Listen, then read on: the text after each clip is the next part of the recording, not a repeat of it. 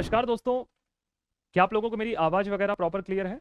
और अगर आपको मेरी आवाज़ वगैरह प्रॉपर क्लियर है तो आप मुझे एक बार बता दीजिए, क्योंकि हम इस श्रृंखला को आगे की तरफ बढ़ाएं। इससे पहले हमने एक टॉपिक को कंप्लीट कर लिया है, डाइजेशन सिस्टम। और लगभग हमने कल की क्लास में डाइजेशन सिस्टम के साथ साथ उससे महत्वपूर्ण बीमारियां कौन कौन सी होती हैं और उनका हमारे एग्जाम में क्या पैटर्न रहेगा प्रश्न पूछने का, तो कल हमने महत्वपूर्ण जो एमसीक्यूज हैं उनके बारे में भी चर्चा कर ली है। आज दोस्तों हम एक महत्वपूर्ण टॉपिक पढ़ना है जिसका नाम है पोषण, अर्थात पोषक तत्व के बारे में। कई बार दोस्तों क्या होता है कि एग्जाम के समय ये जो टॉपिक आपको दिख रहा है, मेरे से कुछ विद्यार्थी पूछते हैं कि सर ये प्रश्न क्या एमपीपीएससी में आएगा या दूसरे एग्जाम में भी आएगा। मेरा बहुत बेसिक सा एक फंडा है कि ऐसा कौन सा एग्जाम है जिसमें पोषण से टॉपिक नहीं आएंगे, डाइजेशन सिस्टम से टॉपिक क्वेश्चन नहीं आएंगे। मतलब हर प्रश्न से पाठ्यक्रम से प्रश्न आने हैं। तो जब हर पाठ्यक्रम से प्रश्न आपके आने हैं तो हमारा ये उद्देश्य होना चाहिए कि हमें कंप्लीट साइंस को पढ़ना है जो हमारे पाठ्यक्रम में यूनिट 7 में है। जैसे वर्तमान में आपका पटवारी का एग्जाम होगा, आबकारी का एग्जाम है, कांस्टेबल के एग्जाम है, जेल प्रहरी के एग्जाम है। इसमें लगातार इतने महत्वपूर्ण क्वेश्चन बनने वाले हैं ना कि ये तैयारी आपको निर्धारित कर देगी कि आपका एग्जाम होगा कि नहीं होगा, आपका सिलेक्शन होगा कि नहीं होगा। तो आइए आज हम चालू कर रहे हैं पोषण के बारे में। तो आज का जो हमारा दोस्तों टॉपिक है वो है पोषण। ठीक है, आज हमें दोस्तों क्या पढ़ना है? पोषण के बारे में पढ़ना है। आज हमें न्यूट्रिशन पढ़ना है जो कि यूनिट 7 का एक बहुत बड़ा हिस्सा है। अगर आप थोड़ा सिलेबस को देखेंगे तो आपके सिलेबस में आहार, पोषण एवं पाचन तंत्र दिया गया है। क्या दिया गया है? पाचन तंत्र दिया गया है। हमने इसमें सबसे महत्वपूर्ण जो टॉपिक है उसको सबसे पहले क्लियर कर लिया, डाइजेशन सिस्टम। मैंने डाइजेशन सिस्टम के माध्यम से आपको यह बता दिया कि ये जो पाचन है ये किस प्रकार हमारे शरीर में भौतिक और रासायनिक प्रक्रिया करता है। क्या करता है? भौतिक और रासायनिक प्रक्रिया करता है। ठीक है, क्या करता है? भौतिक और रासायनिक प्रक्रिया करता है। तो ये मैंने आपको क्लियर कर दिया था। दोस्तों आज हमें चर्चा करना है पोषण के बारे में, क्योंकि मैं इवन बहुत सारे जब स्टूडेंटों को पढ़ाता हूं तो मैं देखता हूं कि यूनिट 7 जो साइंस वाला टॉपिक है, जो आज इंपॉर्टेंट टॉपिक है पोषण, जिसके बारे में चर्चा करेंगे हम, उसमें कई बार क्या रहता है कि हम कुछ भी खाते हैं तो हमको बोलते हैं यार हमें इससे ज़्यादा एनर्जी मिलेगी। हमें पता भी नहीं कि उससे एनर्जी मिलेगी कि नहीं मिलेगी। हो सकता है कुछ ऐसा हम भोजन कर रहे हैं जिससे हमें प्रोटीन भी मिलने वाला है, कुछ ऐसी चीज़ों को हम उपयोग कर रहे हैं जिससे हमें फाइबर मिलेगा, कुछ ऐसी चीज़ें जिससे हमको कार्बोहाइड्रेट मिलने वाला है, कुछ ऐसी चीज़ें जिससे हमको वसा मिलने वाला है। तो याद रखिएगा, इस दुनिया में हर चीज़ जो आप खा रहे हैं उससे केवल आपको एनर्जी अर्थात ग्लूकोज नहीं मिल रहा है। तो आज हमें यही सब वहम को क्लियर करना है कि पोषण हमारे लिए क्यों इंपॉर्टेंट है। ठीक है दोस्तों, चलिए। अब आपके प्रश्न होंगे कि सर रात में 9 बजे क्लासेस होती थी आपकी, तो याद रखिएगा अब से बिल्कुल डिसाइड क्लियर हो गया है, मेरी क्लासेस शाम को 7 PM पर ही रहेंगी। ठीक है, टेंशन लेने की बात नहीं, एक बार बता दिया है टाइम टेबल 7 PM। ठीक, तो आपको 7 PM पर क्लास में उपस्थित हो जाना है। अब बार बार नहीं कि सर कब होगी 7 PM रेगुलर क्लासेस रहेंगी हमारी। चलो पहले दोस्तों हम जान लेते हैं कि हमें आज के इंडेक्स में पढ़ना क्या है। सबसे पहले दोस्तों हम पोषण के बारे में चर्चा करेंगे कि पोषण क्या है। इसके पश्चात हम पोषक पदार्थों के बारे में चर्चा करेंगे कि कौन कौन से पोषक पदार्थ हैं, जैसे कार्बोहाइड्रेट हो गया, वसा हो गया, विटामिन हो गया, खनिज हो गया, फाइबर हो गए। इनके बारे में दोस्तों हम बिल्कुल क्लियर तरीके से चर्चा करेंगे और आपको मेरी क्लास में ही सब चीज़ों को प्रॉपर तरीके से याद करना है। ठीक है, इसके पश्चात दोस्तों हम पढ़ेंगे संतुलित भोजन कि संतुलित भोजन किसे कहते हैं। जो आप सुबह शाम भोजन कर रहे हैं क्या वो संतुलित भोजन है कि नहीं है। अब आपके दिमाग में प्रश्न होगा कि संतुलित भोजन किसे कहते हैं, तो उस पर भी हम चर्चा करेंगे। फिर दोस्तों हमें पढ़ना है कार्बोहाइड्रेट क्या है, पहला टॉपिक। उसके पश्चात फिर हमें पढ़ना है दोस्तों प्रोटीन किसे कहते हैं, प्रोटीन का क्यों इंपॉर्टेंट है, प्रोटीन हमारे शरीर के लिए क्यों महत्वपूर्ण है। इसके पश्चात हम दोस्तों चर्चा करने वाले हैं वसा के बारे में अर्थात फैट के बारे में। फिर दोस्तों हम चर्चा करेंगे विटामिन के बारे में कि विटामिन हमारे लिए क्यों महत्वपूर्ण है। इसके पश्चात हम दोस्तों चर्चा करने वाले हैं खनिज के बारे में। तो ये हमारे दोस्तों इंपॉर्टेंट टॉपिक है। फिर हमने दूध भी यहाँ पे डाल दिया है और फिर दोस्तों हम इंपॉर्टेंट चर्चा करेंगे एंजाइम के बारे में, है ना। अब दोस्तों सबसे पहले इंपॉर्टेंट है कि पोषण हमारे लिए क्यों महत्वपूर्ण है। आप सुबह जब उठते हो नाश्ता करते हो, फिर दोपहर में आप लंच करते हो, फिर हो सकता है 4-5 बजे आप फिर कुछ खा रहे हो, फिर शाम रात्रि में भोजन कर रहे हो। तो मतलब आप सुबह से लेकर शाम तक हम खाते ही रहते हैं। क्योंकि कहीं ना कहीं हमें अपनी बॉडी को संचालित करना है, हमें एनर्जी प्राप्त करना है, हमें अपने कार्यों को निर्बाध रूप से संचालित करना है, तो हमें एनर्जी की बहुत बड़ी भूमिका है। तो सबसे पहले जो दोस्तों हैं, आप जो पोषक पदार्थ ले रहे हैं, क्या ले रहे हैं दोस्तों, पोषक पदार्थ ले रहे हैं, इन पोषक पदार्थों का क्या योगदान है, क्यों ये हमारे लिए इंपॉर्टेंट है। सबसे पहले देखिए, आप इन पोषक पदार्थों को लेते हैं मुंह में, भोजन के रूप में लेते हैं। किसके रूप में लेते हैं दोस्तों, भोजन के रूप में लेते हैं। जब आप इनको भोजन के रूप में लेते हैं अपने शरीर में, तो ये आपके शरीर के अंदर जाते हैं, तो इनका क्या होता है, इनका दोस्तों होता है आपका पोषण होता है। क्या होता है, पोषण होता है, डाइजेशन सिस्टम होता है। और जब इनका पोषण होता है तो ये हमारे शरीर में क्या करते हैं, ये हमें ऊर्जा प्रदान करते हैं।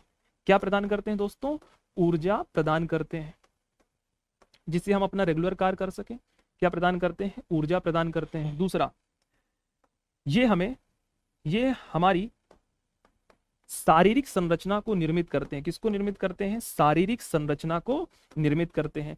अब दिमाग में प्रश्न होगा कि सर कैसे निर्मित करते हैं, तो मैंने आप लोगों को डाइजेशन वाले सिस्टम में पढ़ाया था कि जो हम प्रोटीन का उपयोग करते हैं, प्रोटीन क्या करता है, हमारी टिश्यू अर्थात कोशिकाओं को निर्मित कर रहा है, ऊतकों को निर्मित कर रहा है। तो कहीं ना कहीं क्या होगा, जो आप पोषण ले रहे हैं, जो भोजन ले रहे हैं, उसमें क्या होगा, प्रोटीन होगा। तो ये हमारी शारीरिक संरचना को भी मजबूत कर रहा है। तीसरा, ये दोस्तों उपापचयी क्रियाएं, कौन सी क्रियाएं, उपापचयी क्रियाएं, जिसे हम बोलते हैं मेटाबॉलिज्म। ये हमारी उपापचयी क्रियाओं का निर्धारण करते हैं। क्या करते हैं, उपापचयी क्रियाओं का निर्धारण करते हैं। इसके साथ साथ मेंस में कभी लिखने को आ जाए तो ये हमारे शरीर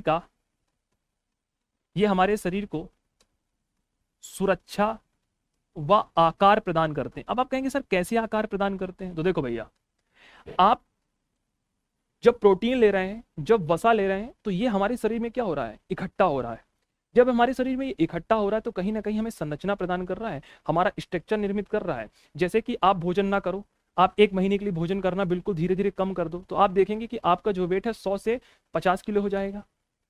आखिर ऐसा क्यों हो रहा है, अर्थात ये आपके शरीर की सुरक्षा व आकार में चेंजेस कर रहे हैं कि नहीं कर रहे हैं। आप अत्यधिक खाने लग जाओ, 4 रोटी की जगह 20 रोटी खाने लग जाओ, आप हाथी बराबर हो जाओगे, तो ये आपके शरीर की सुरक्षा भी कर रहे हैं, साथ साथ आपको आकार प्रदान कर रहे हैं।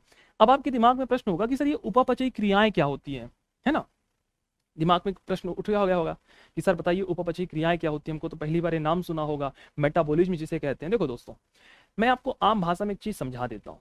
जैसे जो व्यक्ति सुबह मान लीजिए खाना खा लिया 11 बजे, ठीक है, ऑफिस चला गया, सुबह खाना खाने के बाद वो ऑफिस चला गया, तो आप देखेंगे कि उस व्यक्ति का जो डाइजेशन सिस्टम है ना, वो ठीक नहीं रहेगा। क्यों, वो व्यक्ति बैठा हुआ है, गद्दी में बैठा है, कुर्सी में बैठा हुआ है, बैठे बैठे घर आ गया, फिर खा लिया, तो उस व्यक्ति का जो डाइजेशन सिस्टम होगा ना, आप देखना कुछ समय के बाद वो व्यक्ति केवल जूस पीने लग जाएगा, रोटी में भी 2 रोटी कर देगा। पर वहीं आप क्या कर रहे हैं, मान लीजिए आर्मी की तैयारी कर रहे हैं, एसआई की तैयारी कर रहे हैं, कांस्टेबल की तैयारी कर रहे हैं, आप क्या कर रहे हैं, सुबह उठा आपने, तुरंत गए रनिंग करने, तो चले आप 1 किलोमीटर दौड़ के आ गए, फिर आपने चना खाया, तो आप देखेंगे कि आपका जो डाइजेशन सिस्टम होगा ना, आप 11 बजे खाना खा लेंगे ना, तो आपको 2 बजे तक फिर भूख लगाएगी। ऐसा क्यों हो रहा है शरीर में, ऐसा इसलिए हो रहा है क्योंकि आपकी शरीर को नीड है, आपकी शरीर को आवश्यकता पड़ रही है आपको क्या करने के लिए, ऊर्जा की। जब आपके शरीर को ऊर्जा की ज्यादा आवश्यकता पड़ रही है तो जो आप भोजन कर रहे हैं वो भी कम पड़ रहा है। और एक ऐसा व्यक्ति जो ऑफिस में बैठा हुआ है, भोजन कर ले रहा है 11 बजे, उसको भूख ही नहीं लग रही, वो रात में 2 रोटी खाएगा, पहले जूस पी के ही सो गया। तो ऐसा इसलिए होता है क्योंकि उसकी उपापचयी क्रियाएं क्या होती हैं, कमजोर होती हैं। और जो व्यक्ति रेगुलर अपनी जिम जा रहा है, रेगुलर रनिंग कर रहा है, जॉगिंग कर रहा है, उसकी उपापचयी क्रियाएं क्या होती हैं, अच्छी रहती हैं। मैं आपको प्रोटीन वाले चैप्टर में इसको तरीके से पढ़ाऊंगा। ये 2 प्रकार की होती है, एनाबोलिज्म, कैटाबोलिज्म। एनाबोलिज्म और कैटाबोलिज्म, है ना, इसका पूरा जो रोल काल है ना उपापचयी क्रियाओं का, ये एनर्जी से संबंधित है। किससे संबंधित दोस्तों, एनर्जी। तो अभी आपको इसको टेंशन नहीं लेना है। तो याद समझ में आ गया। कभी आपसे पूछेगा कि हम भैया पोषण हमारे लिए क्यों इंपॉर्टेंट है, तो आप बिल्कुल बता सकते हैं कि पोषण हमें एनर्जी प्रदान करते हैं। दूसरा बता सकते हैं शारीरिक संरचना को निर्धारित करते हैं, उपापचयी क्रियाओं का निर्धारण करते हैं, शरीर की सुरक्षा करते हैं। ठीक है, चलिए अब याद रखिएगा। अब हम देखते हैं मानव शरीर के सभी अंग अपना कार्य निर्बाध गति से करते हैं, इसके लिए पोषण की आवश्यकता पड़ती है। अभी जो मैंने आपसे बताया कि मानव शरीर के जितने भी अंग हैं, उन अंगों को निरंतर कार्य करने के लिए जिस चीज की आवश्यकता पड़ती है उसे पोषण कहते हैं, क्योंकि पोषण के माध्यम से ही हमें क्या मिलती है, ऊर्जा मिलती है। पोषण के माध्यम से ही हमें क्या मिलता है, प्रोटीन मिल रहा है, वसा मिल रहा है, कार्बोहाइड्रेट मिल रहा है, फाइबर मिल रहा है, जल मिल रहा है। तो ये कहीं ना कहीं हमारे शरीर को क्या करते हैं, संचालित कर रहे हैं, निर्बाध रूप से गति प्रदान करते हैं। ठीक है, चलिए अगले क्वेश्चन की तरफ चलते हैं दोस्तों।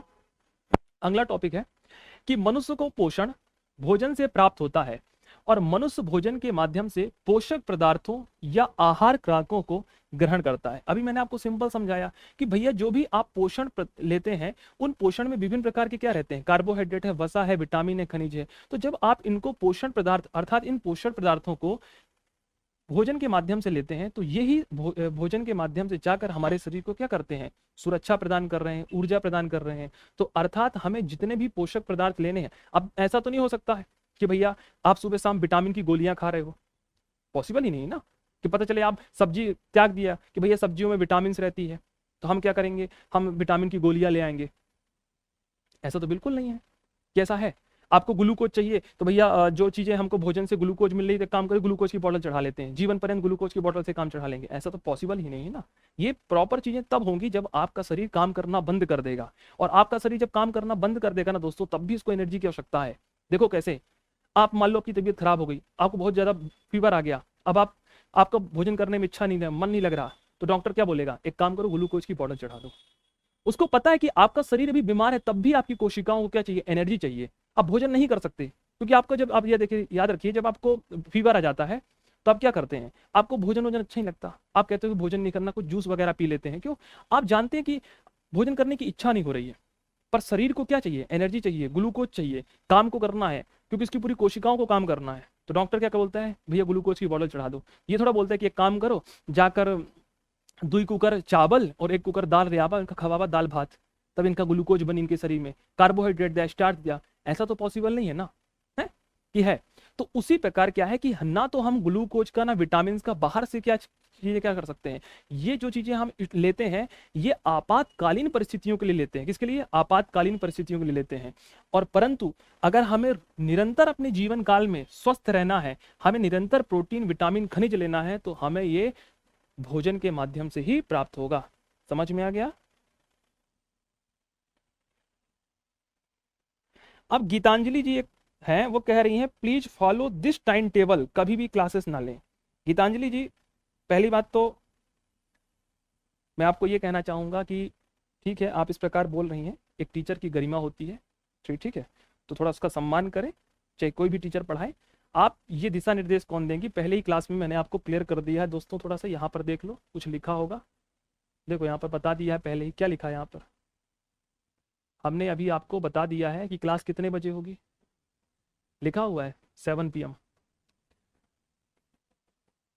ठीक, तो क्लासेस कल से 7 PM पर होंगी। आप हमें दिशा निर्देश ना दें, हम जितने लोग पढ़ा रहे हैं सबको अपना टाइम टेबल पता है, आप बिल्कुल टेंशन ना लीजिए। कल से हमारी क्लास 7 PM पर ही होंगी, ठीक है। चलो, कल का टेस्ट दिए थे ना, कितने नंबर आए कल के टेस्ट में, समझो। पहले पोषण की बात कर रहे हैं, ये पोषण आप शरीर में लेते हैं। अब चित्र से देखिए, यही आपकी थाली है, केला दिख रहा है आपको, ये दूध दिख रहा होगा, ये अंडे दिख रहे होंगे, हैं, टमाटर दिख रहा है मेरे को, तो ये तुम्हारा पिज्जा दिख रहा होगा, पिज्जा, ये बर्गर का दिख रही है क्या, और ये पाइनएप्पल का जूस रखा है, ये कलिंद्रा रखा हुआ है, खरबूजा खरबूजा रखे हुए हैं, इनका खा रहे हो बढ़िया तरीके के साथ। जब खाओगे तो कैसे दिखोगे, जैसे आप खाओगे तो फिर आप ऐसे ना दिखोगे। हाँ, कौन हो तुम, देखो छोटे की तस्वीर तुम्हारी बना दी है, बढ़िया भोजन लोगे, है ना।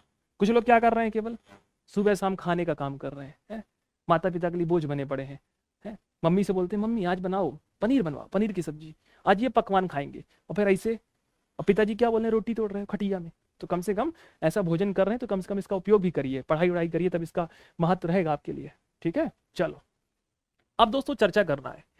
मैंने पहले ही आपको बता दिया दोस्तों कि हम जितना भी भोजन कर रहे हैं, जरूरी नहीं कि हर भोजन आपको एनर्जी ही प्रदान करेगा, क्योंकि जो भोजन में हम चीजें ले रहे हैं, कुछ स्टार्च ले रहे हैं, कुछ कार्बोहाइड्रेट ले रहे हैं, कुछ विटामिन ले रहे हैं, कुछ प्रोटीन ले रहे हैं, इनका काम अलग अलग है, याद रखिएगा। तो हमने इसको 3 कैटेगरी में बांट रखा है दोस्तों। पहला है ऊर्जा प्रदान करने वाले पोषक तत्व, हमने कुछ ऐसे पोषक तत्वों को बांट रखा है जो हमारे शरीर में जाएंगे और हमें डायरेक्ट एनर्जी प्रदान करेंगे, ठीक है दोस्तों।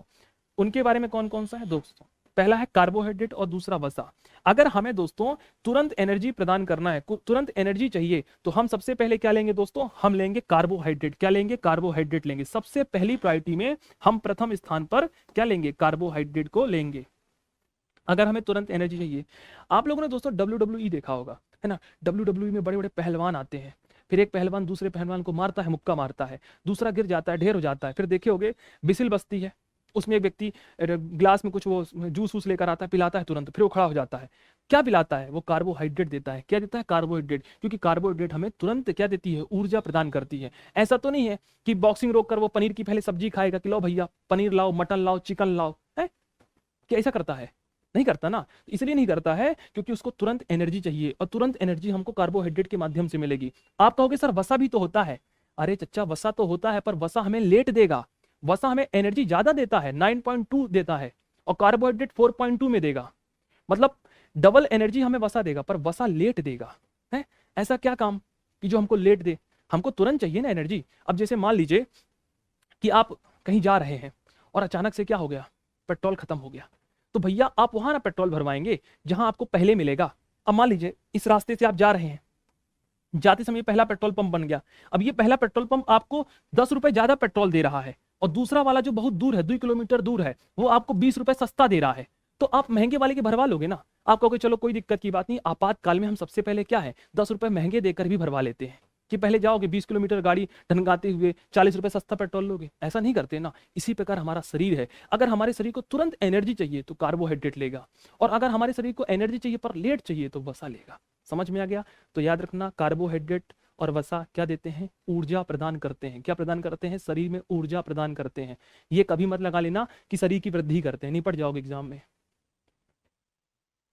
ये जो मैं बोलता हूँ ना, निपट जाओगे एग्जाम में, ये क्या है, एक मंत्र है जिसको बोलने के कारण बच्चों की चेतन अवस्था एकदम क्लियर रहती है। ठीक है ना, इस बात का सम्मान करिएगा। चलो अब दोस्तों याद रखिएगा, शरीर की वृद्धि और विकास करने वाले, अरे क्या करने वाले, शरीर की वृद्धि और विकास करने वाले पोषक तत्व। अगर हमारे शरीर में वृद्धि करना है, जैसे आप पहले छोटे से थे जब निकले थे माँ की गर्भ से, फिर आप थोड़ा बड़े हुए, फिर थोड़ा और बड़े हुए, फिर मेरे जैसे हो गए, फिर मैं भी कुछ दिनों बाद सयाना हो जाऊंगा, है ना। तो हमारी कोशिकाओं को वृद्धि करने के लिए, हमारी शरीर किससे मिलकर बना है, मैंने पहले बताया था कल वाली क्लास में कि हमारा शरीर कोशिकाओं से मिलकर बना है। किससे मिलकर बना है, कोशिकाओं से मिलकर बना है। कोशिकाओं के समूह को ऊतक कहते हैं। क्या कहते हैं दोस्तों, ऊतक कहते हैं। तो याद रखिएगा, हमारे शरीर में जो कोशिकाएं हैं, इन कोशिकाओं के विकास के लिए, किसके लिए, कोशिकाओं के विकास के लिए, अर्थात ऊतकों के विकास के लिए हमें जो चीज की आवश्यकता है, अर्थात हमें अपने शरीर का विकास करना है, तो शरीर के विकास एवं वृद्धि के लिए प्रोटीन इंपॉर्टेंट है। क्या इंपॉर्टेंट है दोस्तों, प्रोटीन इंपॉर्टेंट है। याद रहेगा। चलिए तीसरा मैंने दोस्तों अभी आप लोगों को बताया, उपापचयी क्रियाओं को नियंत्रित करने वाले। उपापचयी क्रियाओं में विटामिन भी आता है, खनिज भी आता है। विटामिन भी है दोस्तों, खनिज भी है, आपके रेसे हैं। क्या है, रेसे हैं, मतलब जिसे हम फाइबर इंग्लिश के नाम से जानते हैं। वाटर भी इसमें आ जाता है, वाटर। अब देखो दोस्तों, एक क्वेश्चन पूछा एसएससी में, एक क्वेश्चन आया था, एसएससी में एक क्वेश्चन आया, यदि कोई व्यक्ति सुबह उठकर 1 गिलास पानी पीता है, कितने गिलास, 1 गिलास पानी पीता है, उसे कितने प्रतिशत ऊर्जा मिलती है, कितने प्रतिशत। अब कुछ जो लड़का रहा थे लूसेंट वाले, या कोनो किताब पढ़ ली नहीं से, वो क्या करते सीधे, उनको लगता है कि भैया गर्मी के समय में जब एनर्जी चाहिए तो अपने ग्लूकोन डी नींबू पानी पी लिया तो एनर्जी मिल गई। इस बात को अपनी कॉपी के ऊपर लिख लेना कि कभी भी पानी से हमें किसी भी प्रकार की ऊर्जा नहीं मिलती। अर्थात अगर आप पानी को पीते हो तो आपको 0 कैलोरी मिलती है, 0 अर्थात 0 कैलोरी, 1 भी कैलोरी नहीं होती है। ठीक है ना, ये कैलोरी क्या है, ये ऊर्जा की इकाई है। तो याद रखिएगा, जो वाटर है ना, इस वाटर से हमें कितनी कैलोरी मिलती है, 0 कैलोरी मिलती है, अर्थात 1 भी हमें कैलोरी नहीं मिलती है। अब दोस्तों क्या हमारे लिए थोड़ा बोर्ड नया है, तो थोड़ा हम इसको धीरे धीरे सीख पा रहे हैं ना। चलो अब दोस्तों याद रखिएगा, दोस्तों कुछ ऐसे पोषक तत्व होते हैं जो हमें तुरंत एनर्जी प्रदान करते हैं। कुछ ऐसे पोषक तत्व हैं जिनका हम जरूरी है हम उनको उपयोग करें। तो ऐसे कौन कौन से पोषक तत्व हैं, इन्हें हम बोलते हैं मुख्य आहार कारक। मतलब ऐसे पोषक तत्व जो हमारे भोजन के लिए महत्वपूर्ण है। क्या है, जो हमारे भोजन के लिए महत्वपूर्ण है। क्या है दोस्तों? हमारे भोजन के लिए महत्वपूर्ण है। तो कौन कौन से हैं? पहला कार्बोहाइड्रेट, हम भोजन में रेगुलर क्या खा रहे हैं? कार्बोहाइड्रेट लेते हैं। हम प्रोटीन लेते हैं, हम वसा लेते हैं। तो अर्थात जो हमारे लिए इंपॉर्टेंट है वो कितने हैं? 3 है। अर्थात ये 3 हमारे पोषण को निर्धारित करते हैं। किसको निर्धारित करते हैं? पोषण को निर्धारित करते हैं। अर्थात कार्बोहाइड्रेट, प्रोटीन, वसा, ये हमारे शरीर के लिए बहुत इंपॉर्टेंट है। वहीं दोस्तों अगर हम बात करते हैं सहायक आहार कारक, सहायक आहार कारक किसे कहते हैं? मतलब कि अगर आप इनको नहीं भी लोगे या कभी कभार भी ले लोगे तो कोई टेंशन की बात नहीं है। तो इसमें कौन कौन से दोस्तों आ जाता है? इसमें दोस्तों आपके आ जाता है पहला खनिज। कौन आ जाता है दोस्तों? इसमें पहला आ जाता है आपके खनिज, ठीक है। दूसरा आ जाता है आपके विटामिन और तीसरा आ जाता है दोस्तों जल। अर्थात इन्हें हम सहायक आहार कारक कहते हैं। क्या कहते हैं? इन्हें हम सहायक आहार कारक भी कहते हैं, ठीक है। यहां तक की बात क्लियर है सभी को? तो ये हो गए आपके मुख्य आहार कारक और ये हो गए आपके सहायक आहार कारक। अब सिंपल सा क्वेश्चन आएगा। सिंपल सा क्या क्वेश्चन आएगा? मैं आपको क्वेश्चन ही बता देता हूं कैसे क्वेश्चन आएगा। सिंपल सा क्वेश्चन आएगा, एक स्वस्थ व्यक्ति को, एक स्वस्थ व्यक्ति को निम्नलिखित में से कौन कौन से पोषक तत्व लेने चाहिए? कौन कौन से पोषक तत्व लेने चाहिए? पहला ऑप्शन है कार्बोहाइड्रेट। पहला ऑप्शन क्या है? कार्बोहाइड्रेट। दूसरा ऑप्शन क्या है? वसा। तीसरा ऑप्शन क्या है? प्रोटीन। और चौथा ऑप्शन क्या है? उपरोक्त सभी। अब आप बताओ कमेंट सेक्शन में कि क्या होगा अगर एक स्वस्थ व्यक्ति को कौन कौन से पोषक तत्व लेने चाहिए। यही एग्जाम में क्वेश्चन आएगा। कार्बोहाइड्रेट लेना चाहिए, वसा लेना चाहिए, प्रोटीन लेना चाहिए कि उपरोक्त सभी लेना चाहिए? जल्दी बताइए। एक स्वस्थ व्यक्ति को जीवन काल में कौन कौन से पोषक तत्व निरंतर लेना चाहिए, रेगुलर लेना चाहिए? कार्बोहाइड्रेट, वसा, प्रोटीन, उपरोक्त सभी। आंसर बताओ जल्दी से।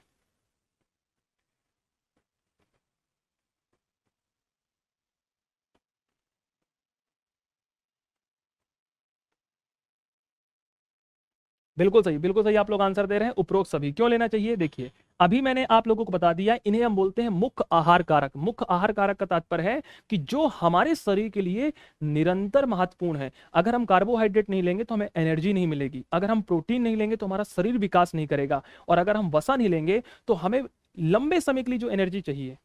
कई बार आप देखो दोस्तों, देखा होगा आप लोगों ने कि आप भोजन करते हो और भोजन करते के समय अगर आप पढ़ने बैठ गए तो आपको आधे घंटे बाद नींद आने लग जाती है, 15-20 मिनट बाद। ऐसा क्यों होता है?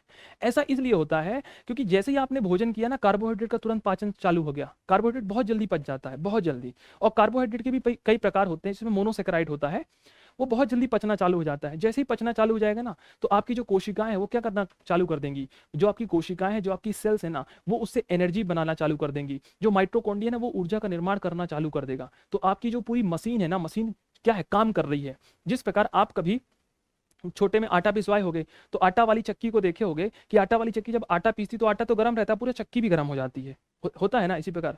उसी प्रकार हमारा शरीर है। हमारा शरीर जब पाचन कर रहा है तो चक्की मशीन चल रही है, क्योंकि मानव मशीन का बना हुआ है।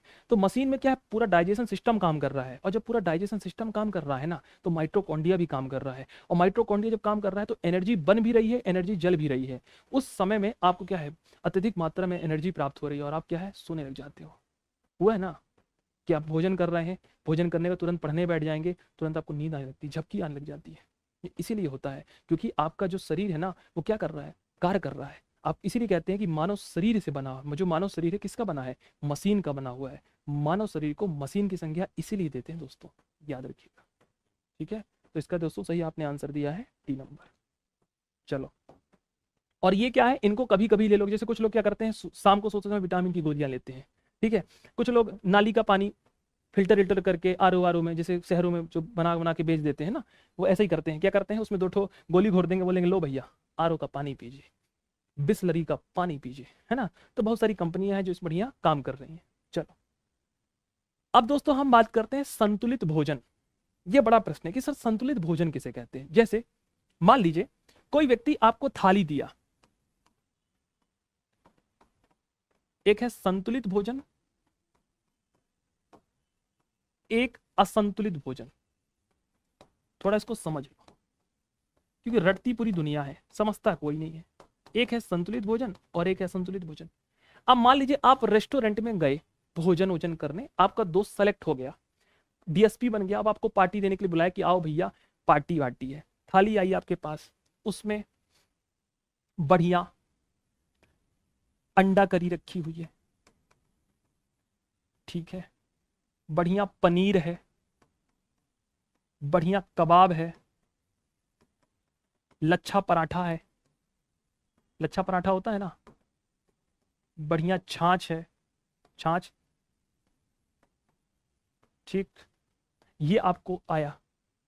अब अब जब आप सेलेक्ट हुए, ठीक है, जब आप सेलेक्ट होके गए, अपने दोस्त को पार्टी दी, अब पैसा जेब का लगेगा ना, अब क्या मंगवाओगे? भैया एक भरमा भिंडी भेज देना।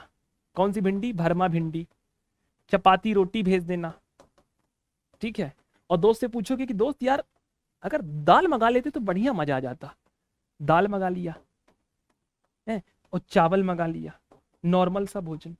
अब जो बताओ, अपने जब दोस्त डीएसपी बना तो ये वाला भोजन मंगाया, और जब खुद सेलेक्ट हुए तो ये वाला भोजन मंगाए।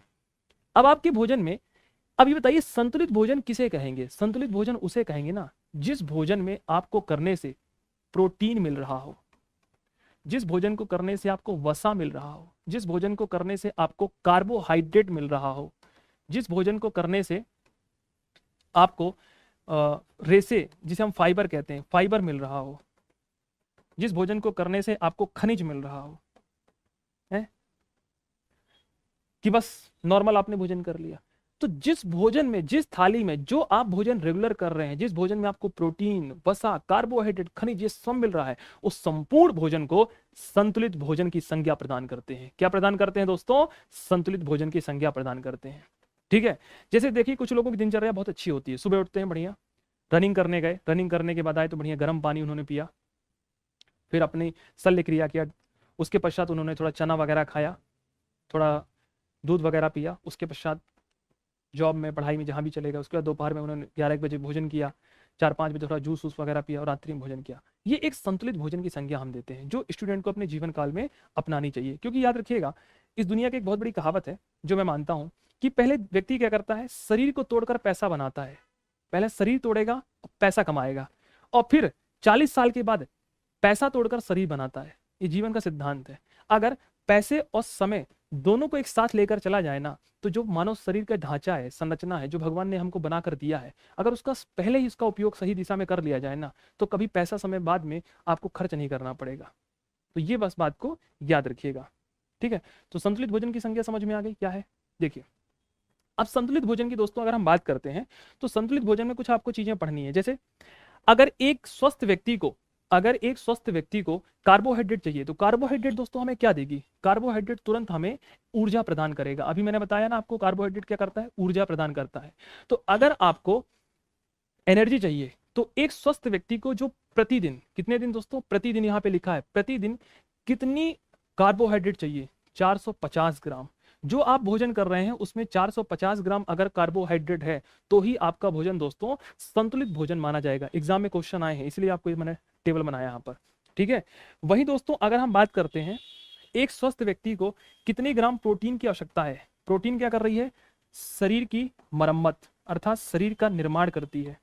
तो अर्थात एक व्यक्ति को कितने ग्राम प्रोटीन लेना चाहिए? कम से कम 100 ग्राम प्रोटीन। कितने ग्राम? 100 ग्राम प्रोटीन लेना चाहिए।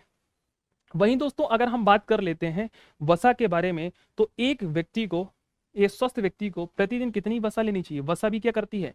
ऊर्जा प्रदान करती है। क्या प्रदान करती है? ऊर्जा। यहाँ पर दोस्तों 60 ग्राम लिखा है, 60 से 80 ग्राम। कितने ग्राम? 60 से 80 ग्राम हमें क्या लेना चाहिए दोस्तों? वसा लेना चाहिए। अर्थात वसा भी हमें ऊर्जा प्रदान करता है, ठीक है। कार्बोहाइड्रेट कितना? 450, प्रोटीन 100 ग्राम, और वसा आपका 60 से 80 ग्राम देखने को मिलता है। क्लियर है सभी को? अब मेरी बात को समझिएगा दोस्तों, बहुत इंपॉर्टेंट है। एक स्वस्थ व्यक्ति की दोस्तों बात करते हैं। स्वस्थ व्यक्ति किसे कहते हैं? स्वस्थ, जैसे कि हम अपनी बात कर लेते हैं। सपोज दैट यहां पर मैं आपको एक तस्वीर दिखाता हूं, 3 तस्वीर हैं, समझिएगा, 2 है, ठीक है। एक ये व्यक्ति जो टाई बेल्ट लगा के बैठा है, अब ये टाई बेल्ट लगा के बैठा होगा तो दोस्तों जरूरी तो नहीं कि तिहाड़ी मजदूर होगा, ये किसी न किसी कंपनी का एक एम्प्लॉय होगा, किसी न किसी कंपनी में काम करता होगा, है ना। सुबह शाम बढ़िया 10 बजे ऑफिस निकल गया, शाम को 5 बजे आ गया।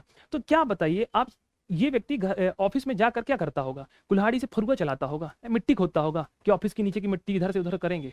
ये काम नहीं करता होगा ना। ये बैठ के क्या करता होगा? फाइलों को पढ़ता होगा, फाइलों का सिग्नेचर करना, मीटिंग करना, जो बड़े बड़े लोग करते हैं वही करता होगा ना।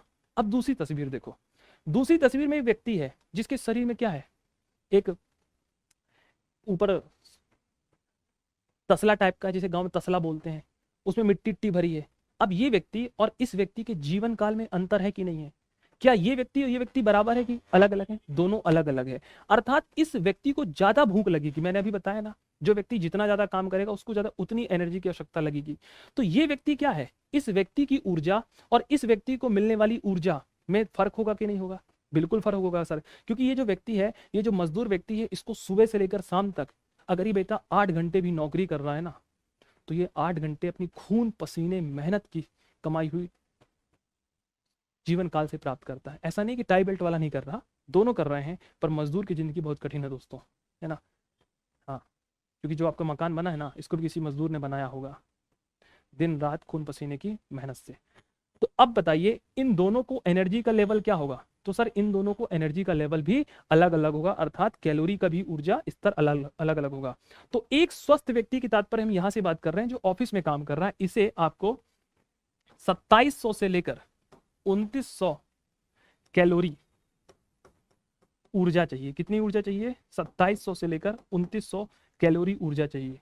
और वहीं एक मजदूर व्यक्ति को प्रतिदिन 3500 से लेकर 3700 कैलोरी ऊर्जा चाहिए। समझ में आया दोनों में कैलोरी का क्या फर्क है? ये फर्क है।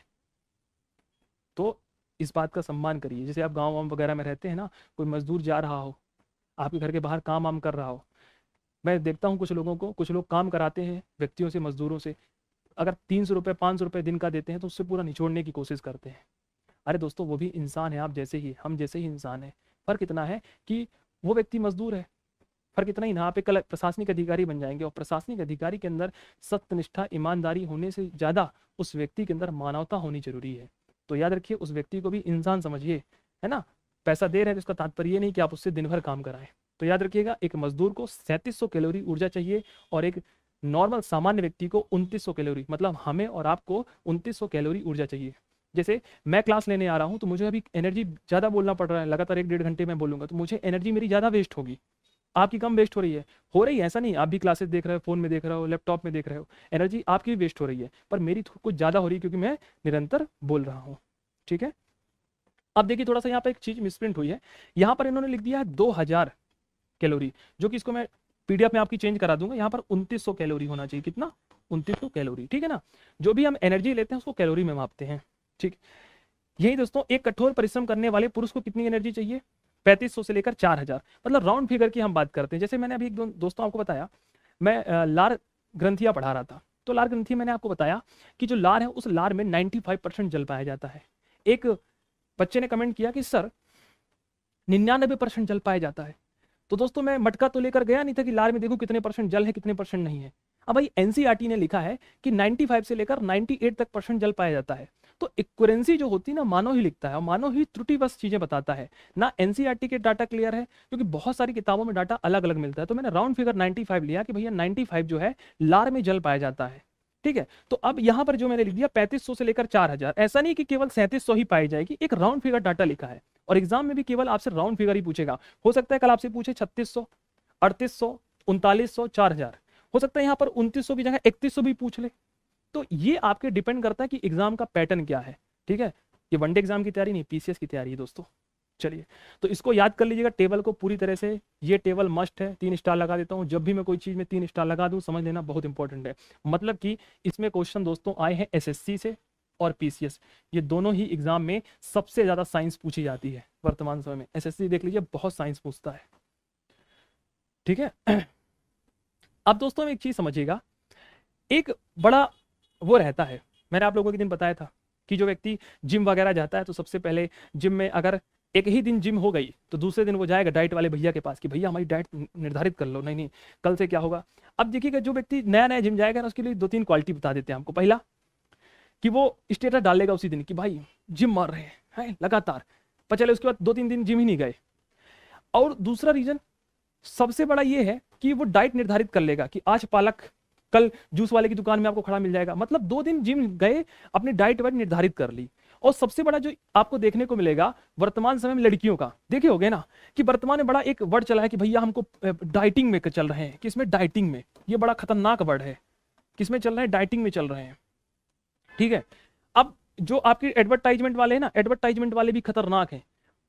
पहले किसी औरत की फोटो लगा देंगे 20, जब उसकी उम्र 23 साल की थी, वो है 50 किलो की, ठीक है। और उसकी 2 साल बाद फोटो लगा देंगे जब वो है 19 किलो की है, ठीक है। देखिए फिटनेस की दवाइयों का कमाल।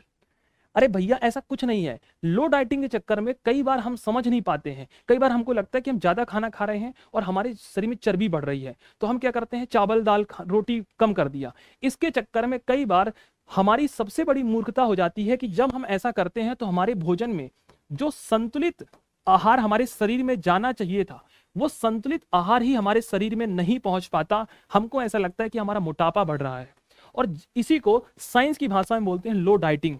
क्या बोलते हैं दोस्तों? लो डाइटिंग के नाम से जानते हैं। लो डाइटिंग का तात्पर्य साइंस में ये नहीं है कि आप भोजन कम करिए। कभी आप देखिएगा जो व्यक्ति जिम वगैरह जाता होगा ना, वो आपसे ज्यादा खा रहा है। वो सुबह उठेगा तो जूस पिएगा, फिर चने खाएगा, फिर सोयाबीन खाएगा, फिर मूंग की दाल खाएगा, फिर दोपहर में 2 ठो रोटी खाएगा, 1-2 चम्मच चावल खाएगा, फिर शाम को 20 ठो अंडा खाएगा, 4 ठो डबल रोटी खाएगा, फिर रात्रि में 2 ठो रोटी खाएगा। वो आपसे ज्यादा खा रहा है, पर वो क्या कर रहा है? वो संतुलित आहारों को कम नहीं कर रहा। मतलब वो अंडा भी ले रहा है तो प्रोटीन ले रहा है, वो जूस ले रहा है तो कार्बोहाइड्रेट ले रहा है, उसको सब पता है। और आप क्या करते हो? रोटी दाल चावल सब बंद कर दिया, जूस ही जूस पिए जा रहे हो। संतुलित आहार की कमी हो गई, और फिर टिंगा जो गए एकदम लकड़िया वाले, पंखा चला तो मुड़ गया है। तो शादी वादी से पहले लड़कियां चालू कर देती हैं कि भैया हम लो डाइटिंग में चलेंगे, क्योंकि दूल्हे को पसंद है लड़की दुबली होनी चाहिए। और दुबली हो अच्छी बात है, पर लो डाइटिंग को विशेष रूप से ध्यान रखनी चाहिए, संतुलित आहार कम ना हो जाए। क्यों मैं ऐसा कह रहा हूं?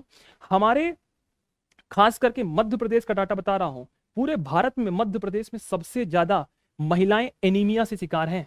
किससे? एनीमिया। एनीमिया कहते हैं उसे जब हमारे शरीर में रक्त की कमी हो जाती है। किसकी कमी हो जाती है? रक्त की कमी। आम भाषा में एनीमिया की जो परिभाषा है वो ये है कि रक्त में, शरीर में रक्त की कमी हो जाना। दोस्तों रियल मात्रा में है कि उसमें लोहा, आयरन कम हो जाता है। क्या कम हो जाता है? आयरन कम हो जाता है। हमारे ब्लड में जब आयरन कम हो जाएगा ना दोस्तों, तो आप क्या करेंगे? आप चलेंगे तो रोड में तुरंत चक्कर मार देगा, आपको कुछ समय तक दिखाई ही नहीं देगा। ये ऐसा तब होता है जब आपके शरीर में संतुलित आहार की कमी होने लग जाएगी, और संतुलित आहार की कमी से ही शरीर में पोषक पदार्थ कम हो जाएंगे, और शरीर में जब पोषक पदार्थ कम हो जाएंगे तो महिलाओं में रक्त की कमी हो जाती है शरीर में, और जब शरीर में रक्त की कमी हो जाती है तो उसको एनीमिया बोलते हैं। साइंस कहता है कि रक्त की कमी नहीं होती है, साइंस कहता है उसमें आयरन की कमी हो जाती है। दोस्तों किसकी? आयरन की कमी हो जाती है। अब एक बात समझना, बहुत इंपॉर्टेंट चीज बता रहा हूं, अगर आप इसको समझ गए ना तो मजा आ जाएगा। देखो, आपने भोजन लिया, क्या किया आपने? आपने भोजन किया, ठीक। आपने जब भोजन किया तो आपको क्या मिला? आपने भोजन किया तो आपको मिला सपोज दैट ऊर्जा मिली या ग्लूकोज मिला। ग्लूकोज का फॉर्मूला C6H12O6, ठीक है। अब जैसे ये ग्लूकोज मिला, ये ग्लूकोज क्या करेगा? ये ग्लूकोज हमारे जाएगा ब्लड से क्रिया कर लेगा। छोटी याद होगा, ब्लड के साथ क्रिया कर लेगा, और जब ये ब्लड के साथ क्रिया करेगा तो हमारे संपूर्ण शरीर में फ्लो होगा। पूरे मानव शरीर में क्या होगा? संपूर्ण मानव शरीर में प्रवाहित होगा, फ्लो होगा, मानव शरीर में प्रवाहित होगा। अब एक बात समझिएगा, संपूर्ण मानव शरीर में कैसे प्रभावित होगा? जब ये ब्लड आपका फ्लो हो रहा है तो ये जो ब्लड है ना आपका, हीमोग्लोबिन, जिसे आप HB कहते हैं, क्या कहते हैं? हीमोग्लोबिन कहते हैं। ये हीमोग्लोबिन जो आपका ब्लड है, ये ब्लड क्या करता है? ये ब्लड आपके ऑक्सीजन के साथ क्रिया कर लेता है। किसके साथ क्रिया कर लेता है? HB जो है वो आपके ऑक्सीजन के साथ क्रिया कर लेता है। जो हीमोग्लोबिन है वो आपके ऑक्सीजन के साथ क्रिया कर लेता है। किसके साथ क्रिया कर लेता है? ऑक्सीजन के साथ क्रिया कर लेता है। अब एक मेरी बात को समझना, जिस व्यक्ति ने भोजन ही कम कर दिया, जिस व्यक्ति ने भोजन ही कम कर दिया, उस व्यक्ति के शरीर में आयरन की कमी हो जाएगी। आप लोगों ने सुना होगा, किसकी कमी हो जाएगी? आयरन की कमी हो जाएगी। अर्थात उसे हम Fe के नाम से जानते हैं। किसके नाम से जानते हैं? आयरन की कमी हो जाएगी। जिस व्यक्ति के शरीर में आयरन की कमी हो जाएगी और अभी आपका ब्लड जो है वो किसके साथ क्रिया कर रहा है? ऑक्सीजन के साथ क्रिया करता है। जब ब्लड आपके ऑक्सीजन के साथ क्रिया करता है तो इसको बोलते हैं ऑक्सी हीमोग्लोबिन। क्या बोलते हैं? ऑक्सी हीमोग्लोबिन के नाम से जानते हैं। किसके नाम से जानते हैं दोस्तों? ऑक्सी हीमोग्लोबिन के नाम से जानते हैं। अब एक बात समझिए, जब आपके शरीर में आयरन की कमी हो जाएगी तो आपका आयरन की कमी होने के साथ क्या हो जाएगा? जो आपका ब्लड है ना, ये ब्लड जो है, इस ब्लड में जब ऑक्सी हीमोग्लोबिन की कमी हो जाएगी, मतलब ब्लड में आयरन की जब कमी होगी, क्योंकि आपको क्या हो जाएगा? आपने भोजन कम कर दिया, ब्लड में आयरन की कमी हो गई। जब ब्लड में आयरन की मतलब Fe की कमी हो गई इस ब्लड में, तो ये जो Fe है ना, ये ऑक्सीजन को फ्लो नहीं करेगी। क्योंकि याद रखिएगा, जो Fe है ये आपके ऑक्सीजन के साथ क्रिया करती है। किसके साथ क्रिया करती है? Fe ऑक्सीजन के साथ क्रिया करती है। मतलब हमारे शरीर में आयरन को एक स्थान से दूसरे स्थान जो आयरन है वो किसको लेके जाता है? वो ऑक्सीजन को लेके जाता है। किसको लेके जाता है? ऑक्सीजन को लेके जाता है। कौन लेके जाता है? आयरन लेके जाता है। और आयरन की कमी किसमें हो गई है? आयरन की कमी ब्लड में ही हो गई है। क्यों हो गई है? क्योंकि आपने भोजन ढंग से नहीं किया। इसी को तो एनीमिया बोलते हैं। एनीमिया क्या है? आपके ब्लड में ब्लड कम नहीं हुआ, आपके ब्लड में आयरन कम हो गया। कौन कम हो गया? Fe कम हो गया। और Fe जब कम हो गया तो ये Fe क्या करेगा? ऑक्सीजन को नहीं ले जाएगा। कहां ले जाएगा? आपके शरीर में फ्लो नहीं करेगा, ऊपर से नीचे तक नहीं ले जाएगा, नीचे से ऊपर नहीं ले जाएगा। तो इससे क्या होगा? जब आपके शरीर में ऑक्सीजन की कमी हो गई तो कोशिकाएं, आपकी शरीर किससे बना है? कोशिकाओं से मिलकर बना है। इन कोशिकाओं को ऑक्सीजन मिलेगा ही नहीं। जब इन कोशिकाओं को ऑक्सीजन मिलेगा नहीं तो कोशिकाएं क्रिया नहीं करेंगी, और जब कोशिकाएं क्रिया नहीं करेंगी ना तो आप चलते चलते गिर पड़ोगे, चक्कर आ गया। क्यों? ऑक्सीजन की कमी हो गई। समझ में आया कैसे रिलेट चल रही चीजें? कैसे ये ऑक्सीजन Fe के साथ कार्य कर रहा है, कैसे ये Fe ब्लड में पाया जाता है, कैसे आयरन के साथ आता है। इसलिए बोलते हैं कि पालक खाइए। पालक खाने वाले व्यक्ति के शरीर में आयरन की कमी नहीं होती। सुने होंगे, क्योंकि पालक में पाया जाता है लोहा। आम भाषा में आयरन कहते हैं, एग्जाम में क्वेश्चन आ चुका है। पालक में पाया जाता है आयरन, है ना? पालक में क्या पाया जाता है? आयरन पाया जाता है। और ये आयरन ऑक्सीजन के साथ क्रिया करता है। Fe जो है ऑक्सीजन के साथ क्रिया कर लेता है। और जब आयरन आपके ऑक्सीजन के साथ क्रिया कर लेगा तो हमारी कोशिकाओं को पर्याप्त मात्रा में एनर्जी अर्थात ऊर्जा मिलेगी। क्या मिलेगी? ऑक्सीजन मिलेगा। जब कोशिकाओं को आराम से ऊर्जा मिलेगी अर्थात ऑक्सीजन मिलेगा, तो आप लोगों ने पढ़ा होगा कि कोशिकाएं ऑक्सीकरण करती हैं। क्या करती हैं? ऑक्सीडेशन करती हैं। माइटोकॉन्ड्रिया को भी ऊर्जा की आवश्यकता है, ऑक्सीजन की आवश्यकता पड़ेगी। जब ये ऑक्सीजन ही नहीं मिलेगा तो आयरन फ्लो नहीं होगा। जब आयरन फ्लो नहीं होगा तो आपको एनीमिया हो जाएगा। कितने लोगों को समझ में आया? हाँ, चक्कर आने लगे, नॉर्मल सी बात है, उसी को बोलते हैं एनीमिया। इसलिए मध्य प्रदेश सरकार ने मेरे ख्याल से एक अभियान चलाया जिसे बोलते हैं लाड़ो अभियान, है ना, 2013 एरा में। हाँ, आपको एमपी वाले सर पढ़ाएंगे ये सब चीजें। तो ठीक है, लो कैलोरी डाइट किसे कहते हैं? जब आप 1000 से लेकर 1200 कैलोरी शरीर में लेते हैं उसे बोलते हैं लो कैलोरी डाइट। तो मानव शरीर को स्वस्थ रहने के लिए 2900 कैलोरी चाहिए। क्या चाहिए? 2900 कैलोरी ऊर्जा की आवश्यकता है। किसको? एक स्वस्थ व्यक्ति को। किसको? एक स्वस्थ व्यक्ति को कितना चाहिए दोस्तों? 2900 कैलोरी। कठोर परिश्रम करने वाले व्यक्ति को 3500 से लेकर 4000। एक कठोर परिश्रम करने वाले व्यक्ति को। और विज्ञान में लो डाइट किसे, कैलोरी किसे कहते हैं? जब आपकी 1000 से लेकर 1200 कैलोरी हो जाती है तो इसे बोलते हैं लो डाइट कैलोरी। दूसरा, आपको पता है कि जो महिलाएं होती हैं उनमें आता है आपके पीरियड, जिस कारण से महीने में एक बार पीरियड आने के चक्कर में उनके शरीर से अत्यधिक मात्रा में ब्लड बाहर निकलता है। ब्लड बाहर निकलने के कारण उनके शरीर में वैसे भी आयरन, रक्त की कमी होती है। शरीर में रक्त की कमी होने के कारण वैसे ऑलरेडी से आयरन कम है। और आप भोजन भी नॉर्मल करते हैं। जब भोजन भी नॉर्मल करते हैं तो शरीर में लोहे अर्थात आयरन की कमी हो जाती है। और जब आयरन की कमी हो जाती है तो आयरन क्या है? ऑक्सीजन के साथ ऐसे जुड़ जाता है, ऐसे जोड़ लेता है ऑक्सीजन को। और इसे जोड़ लेगा ना, और फिर जो ब्लड है ना, ब्लड के माध्यम में ही बैठा रहेगा कौन? ऑक्सीजन और आयरन एक दूसरे के साथ फ्लो करेंगे और कोशिका तक पहुंचेंगे। कोशिका क्या करेगा? उस आयरन से ऑक्सीजन को ले लेगा। ऑक्सीजन को ले लेगा क्योंकि कोशिका क्या है? कोशिका जीवित है। हमें जीवन के लिए ऑक्सीजन की आवश्यकता है ना। हम क्यों ऑक्सीजन ले रहे हैं? इसीलिए ऑक्सीजन ले रहे हैं कि हमारा शरीर सुरक्षित रहे, हमारा श्वसन तंत्र ठीक रहे। श्वसन तंत्र क्यों इंपॉर्टेंट चाहिए? क्योंकि हमारी कोशिकाओं को जीवित रहने के लिए ऑक्सीजन चाहिए। और जब आयरन ऑक्सीजन को फ्लो ही नहीं करेगा, आपके शरीर में आयरन कम हो गया है तो एनीमिया नामक बीमारी हो जाएगी। लड़कियां चलेंगी, गिर गई मार्केट में, चार भैया पानी ही पिला रहे हैं, कोई पंखा पोंछ रहा है, कोई हवा दे रहा है, कोई लड़का गिर जाएगा तो कोई नहीं उठाएगा, चाहे एनीमिया हो चाहे कुछ हो, है ना। इस बात को याद रखिए, ये बहुत खतरनाक बीमारी है, हाँ, बच के रखिएगा। तो लो डाइटिंग के चक्कर में एनीमिया का शिकार मत होइएगा, संतुलित आहार इसलिए पढ़ा रहे हैं। चलो अब दोस्तों में पढ़ना है कार्बोहाइड्रेट, जो हमारे लिए बहुत इंपॉर्टेंट है। कार्बोहाइड्रेट हम ना लिए होते सुबह तो पढ़ा ना पाते, एनर्जी ना मिलती, पढ़ाते तो ऐसे लगता कि गिर जाते। तो कार्बोहाइड्रेट का सबसे पहले नाम क्या है, इसका वैज्ञानिक नाम क्या है, इसकी परिभाषा क्या है, इसके कार्य क्या है, स्रोत क्या है, वर्गीकरण क्या है। ऐसा ही कुछ स्ट्रक्चर में इसलिए बनाता हूं क्योंकि जब आप ऐसा स्ट्रक्चर देखेंगे तो आपको तभी तो चीजें याद होंगी कि मेंस में कैसे आंसर राइटिंग करना है। ये आंसर राइटिंग मेंस का फॉर्मेट भी चल रहा है साथ साथ। चलो दोस्तों कार्बोहाइड्रेट के बारे में चर्चा कर लेते हैं। दोस्तों सबसे पहले आप मुझे बताएंगे कार्बोहाइड्रेट में क्या मिलता है। तो आप कहेंगे सर कार्बोहाइड्रेट जो है ये हमें तुरंत एनर्जी देता है, अर्थात इसे हम सामान्य जो नाम है, इसका सामान्य नाम क्या है, शर्करा। इसे हम सामान्य नाम में शर्करा के नाम से जानते हैं। किसके नाम से जानते हैं, इसका सामान्य नाम है शर्करा। जैसे कि आपका स्कूली नाम कुछ और होगा पर आपके पिताजी आपको कुछ स्कूल के नाम से या घर के नाम से कुछ और नाम से जानते होंगे।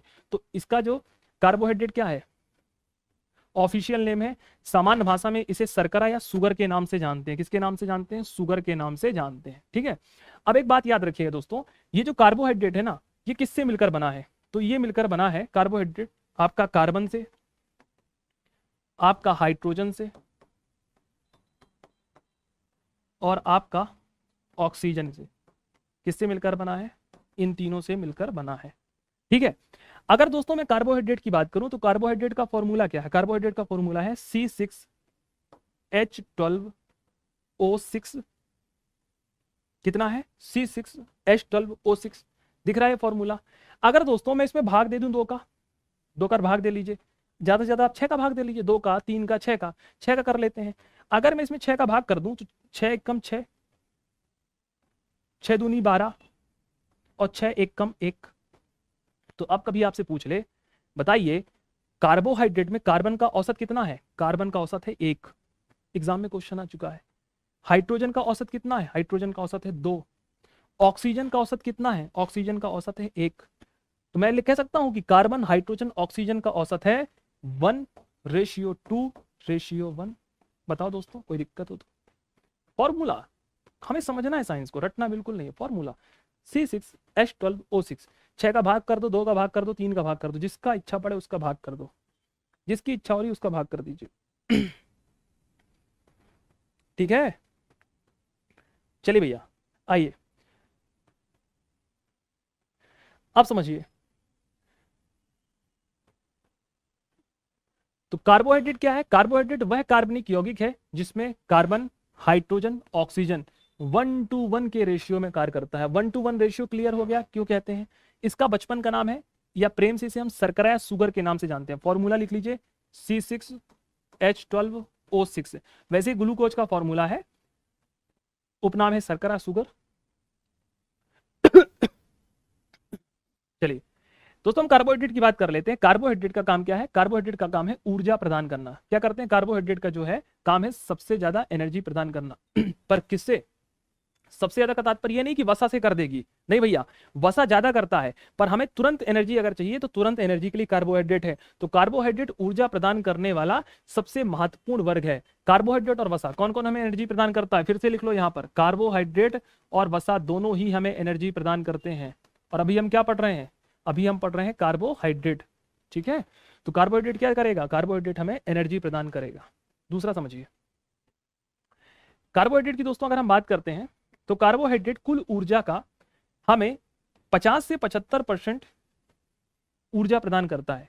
जैसे मान लीजिए आपने कार्बोहाइड्रेट 100 ग्राम लिया, सपोज दैट, जब आपने 100 ग्राम कार्बोहाइड्रेट लिया तो कार्बोहाइड्रेट आपके पूरे शरीर में 50 से 75% ही आपको एनर्जी प्रदान करेगा।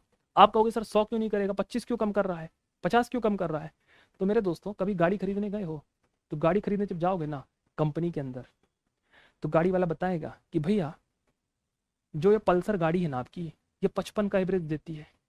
फिर तुम उससे पूछोगे अच्छा भैया बताइए 55 का एवरेज कहाँ देगी, तो बोलेगा जब आप दिल्ली, मुंबई, इंदौर में चलाएंगे। बोले भैया हम तो गाँव में चलाएंगे। बोलेगा फिर ये गांव में ना ये आपको 35 से 40 का एवरेज देगी, अभी तो आप 55 का बोल रहा था, 30-35 में क्यों आ गया? क्योंकि गाड़ी जितनी अच्छी रोड में चलेगी वो उतना एवरेज देगी, जितनी खराब रोड में चलेगी वो उतना कम एवरेज देगी। पेट्रोल तो वही जा रहा है, गाड़ी भी वही है, पर रोड का फर्क है। क्योंकि जितनी खराब रोड होगी आप उतनी बार गियर को, क्लच को चेंज वेंज करोगे, है ना, गाड़ी चलाते समय। कार में भी यही होता है, जितनी अच्छी टॉप रोड होगी उतना टॉप गियर लगेगा, जितना टॉप गियर लगेगा गाड़ी उतनी मक्खन की भांति भागेगी और उतना एवरेज देगी।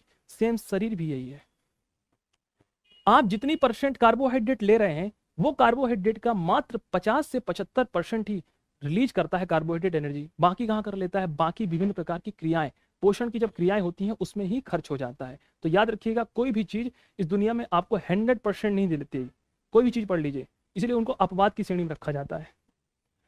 मानव शरीर की दोस्तों अगर हम बात कर लेते हैं, पूरे मानव शरीर में कार्बोहाइड्रेट 1% है। पूरे शरीर अगर हम बात करें कि ये पूरा शरीर किससे निर्मित है, तो पूरे शरीर में निर्माण करने के लिए प्रोटीन का सबसे बड़ा योगदान है।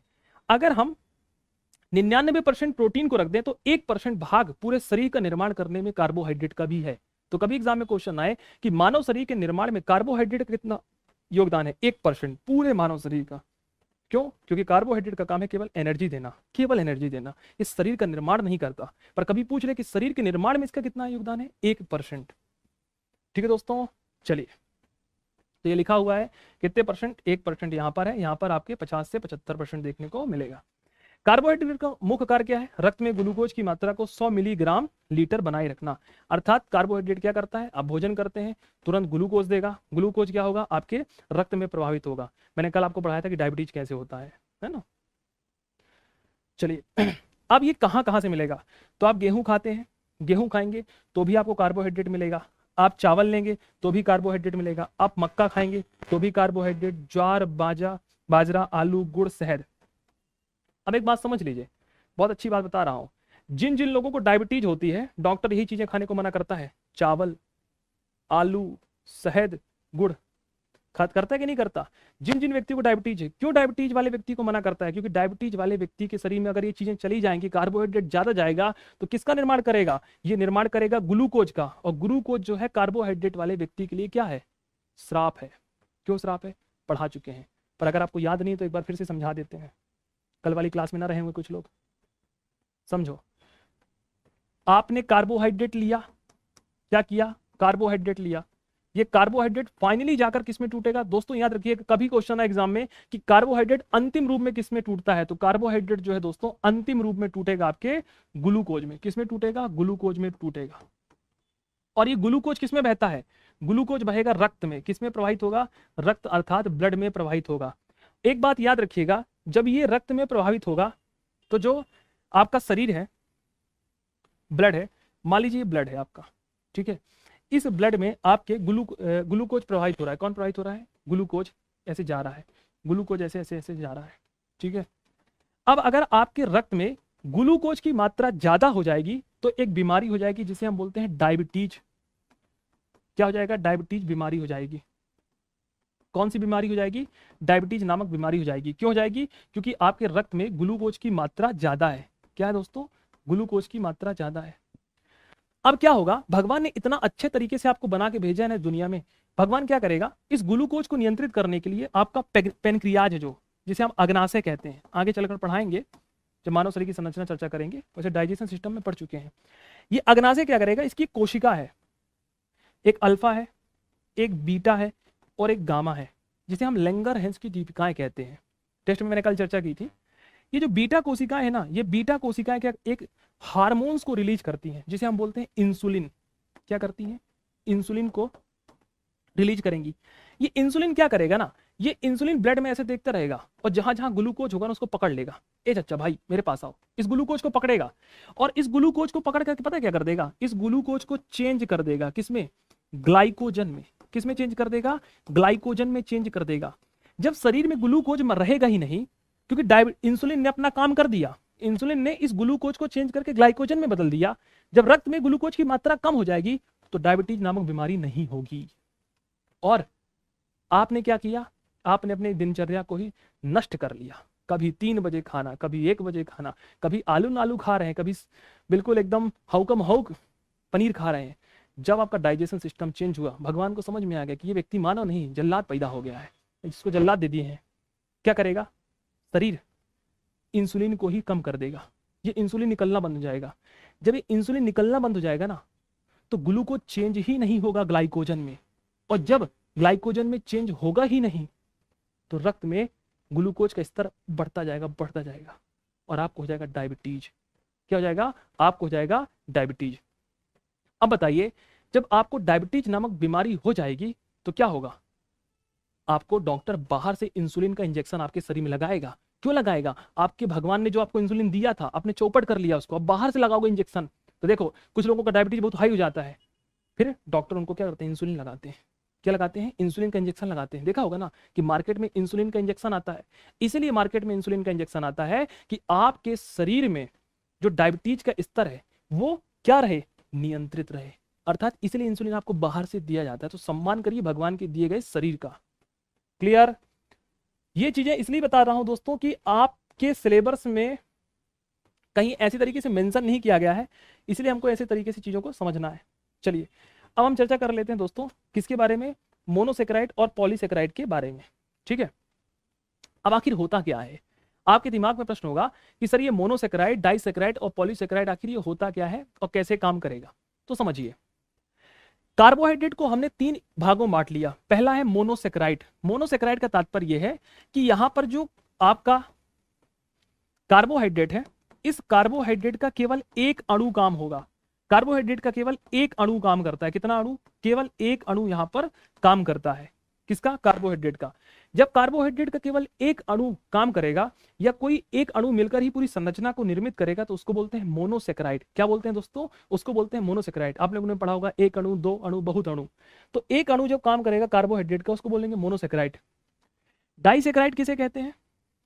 जब 2 से लेकर 10 अणु, कितने? 2 से लेकर 10 अणु आपस में किसी श्रृंखला का निर्माण करते हैं, किसी श्रृंखला का निर्माण करते हैं, तो उसे दोस्तों हम कहते हैं डाइसेक्राइड। क्या कहते हैं दोस्तों? डाइसेक्राइड।